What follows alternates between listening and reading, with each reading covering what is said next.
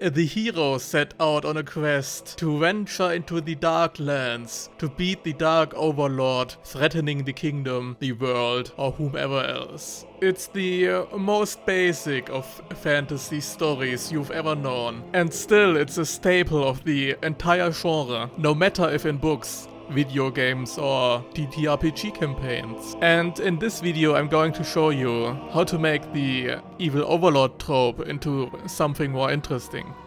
Hey, I'm the Worldbuilding Sage. Originally I was going to make this into a semi-serious April Fool's video, but I got some serious ideas for it. So before anyone else starts creating just another boring Evil Overlord, I thought I might save them by giving them inspiration for their own overlords and their realms. Like always, the easiest way to inspire you for realistic world building is by looking into the real world and by taking what we have there. However, the most obvious examples deserve their own videos in full seriousness, and I don't want this video to be taken down for saying the F-ism word too much. So I'll take some fictional examples instead, for both the Evil Overlord and their empires.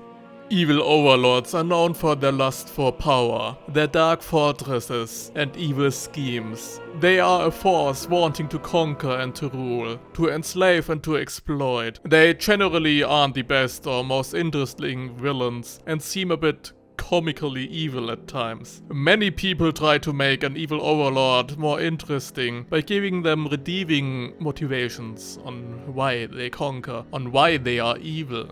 In many works of fiction, overlords act as a necessary evil to either protect the world or to gather a force to fight against the greater evil, which immediately makes them less interesting in my eyes. There are only a very few cases where this was pulled off well. Instead, make their motivations either flawed or completely self-serving. If they have a positive motivation, make it into a motivation purely for show or propaganda. Lies to keep the population in line. There's one evil overlord in fantasy that pulled all of this off perfectly, but he's too great of a villain for this video. I'll dedicate an entire video to him one day. So let's get some help from science fiction to pull off a great evil overlord instead. Thanks to playing around with political ideology in a more open way than fantasy, science fiction tends to have the better examples for evil overlords without making them into a boring cringe fest. Even in the most mainstream of sci-fi media, they are portrayed as evil ideologists who are in it for the power. So let's learn from sci-fi a little bit. My example is neither Paul Atreides or God Emperor Leto II Atreides, and it isn't Emperor Chief Palpatine either, who all would perfectly fit the trope. Instead, I'll get a bit controversial with my influences. Today we'll talk about Char Aznable from Gundam. Originally, Char was in it for the revenge for the death of his father. Char Aznable lived through the many iterations of the Principality of Sion and its successor states. Eventually, Char used his reputation as an ace pilot and the name of his by now revenged father, Sion Zum Daikun, a philosopher who advocated the independence of the space colonies from Earth, to rally the remnants of the Sion followers in space for an attack against Earth to finally free humanity from Earthnoid bondage. However, his motivations were all talk. Char was a broken man for multiple reasons at this point of the story, including the death of the only people he ever really cared for. His deep depression led him develop a hatred and an uncaring attitude towards humanity, or specifically the Earthnoids, which became his main motivation to follow through with his plan. By then, Char is an completely egotistical maniac anyway. I mean, he has always been an egotistical maniac before, but at this point he was one who had nothing to lose too, which is a bad combination. Twisted motivations like the sheer lust to rule, a genuine belief in the warped ideologies they themselves spout, or whatever other twisted motivation they have, are the true spice for evil overlords, like in the case of Char, or the fantasy example example I was going to make originally. There's even some extra spice when they cloud their evil motivations with righteous cause, or at least righteous in the eyes of their followers. In Neo-Sion's case, I'd say that many people were actually out for blood as much as Char was, after all the wars they fought, while themselves having nothing to lose, similar to Char. Apropos followers, every evil overlord needs an evil realm. I already teased a way to make an evil overlord's followership loyal and bloodthirsty 5 seconds ago, but this still doesn't explain everything. For the realms, I have a special example from an extended universe of a very popular franchise, which has evil overlords and is still in space. The Sith Empire in the Old Republic era of Star Wars. I think they are the best way to show how a state ruled by an evil overlord would function. The state was clear, FSN. The FS state, including the Navy, military, and especially the Secret Service, mostly existed to clean after the rampaging little tyrants called the Sith. Their bureaucracy kept the state barely running until some liberalization eased the burden the Sith put onto the FS state. You can add your evil powerful wizards and knights on top of a more or less functioning state who cleans up after them, and it becomes way more interesting, especially when they can do their lunatic shenanigans like casual executions that may hamper morale massively in a more secretive way. If you happen to have more great examples of evil overlords, even if they might not exactly hit the aesthetic 100%, add them in the comments and I'll read your ideas, especially for fantasy. There aren't that many examples I can think of that break the mold or that I really like. And if you are already typing a comment, mind to leave a like and subscribe. It helps me greatly. Anyways, like always, I'll ask a few questions to inspire your world building process when creating an evil overlord or their realm. Those questions are more heavily geared towards the overlord, however, since most questions that can be asked when creating an evil realm are asked when talking about any realm, kingdom, empire, or whatever, and there are more specialized videos for those, which also happen to be mine. So, who is your evil overlord? Character creation is hard, but in the end, the basic details are enough for now. Who are they? Where do they come from? What's their personality? And a few reasons on why they became this way. More important for this video, however, what are their motivations? And what are the ways and reasons why they became the evil overlord? Also, think about their powers. Political influence alone doesn't make you into an evil overlord.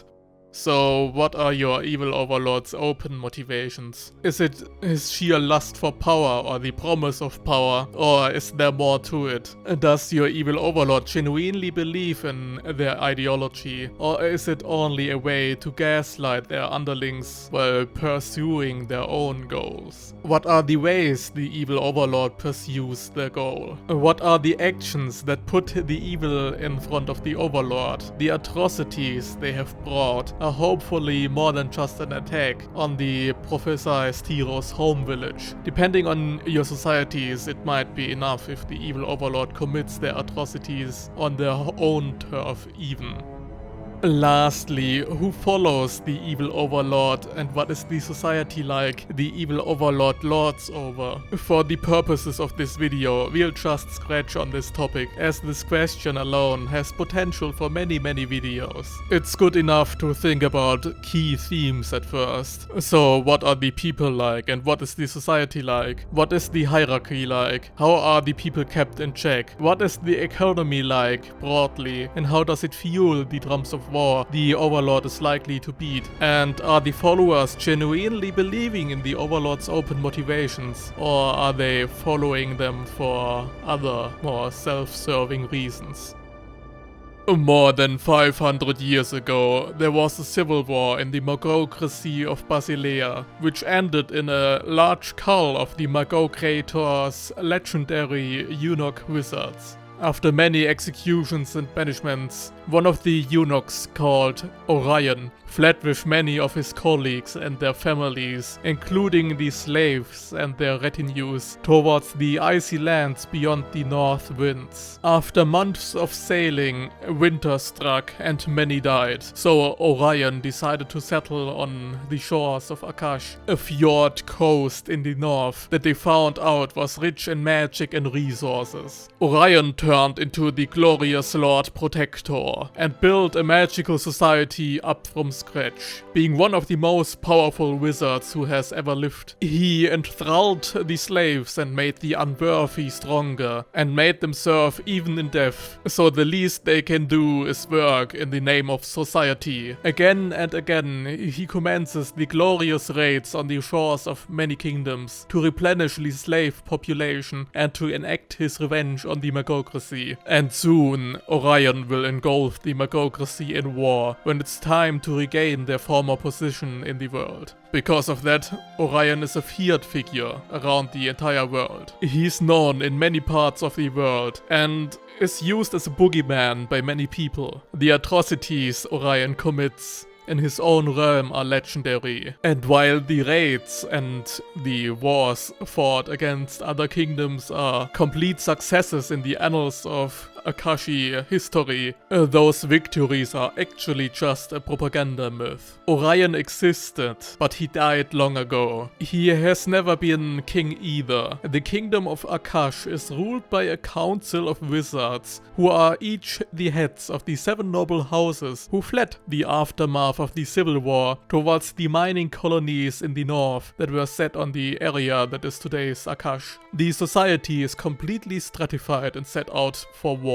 Wizards are the only ones with political power, and the more powerful you are, the easier is it for you to rise within society. Non-spellcasters are second-rate citizens, and almost all of them are somehow involved in either army or navy, which is necessary to protect the colonies from the many magical beasts that are attracted by the magic the colonies consume to remain livable at all. None of the Akashi rulers are actually out for revenge. There were attempts to expand their borders in the past, but all of them failed. And there will be attempts in the future once the population grows a bit too unruly and too big for the harsh conditions the state imposes, as all of these wars and raids are actually just a way to cull their own population with a glorious undertone. The actual geopolitical goals of the kingdom are achieved through espionage, sabotage, and manipulation. Most of the ruling wizards at home are mostly in it for personal power and knowledge, and don't see the benefit in ruling power. So that's it for today's video, world builders. I hoped you enjoyed your journey, and if you did, like and subscribe, and tell me in the comments about your evil overlords. See ya!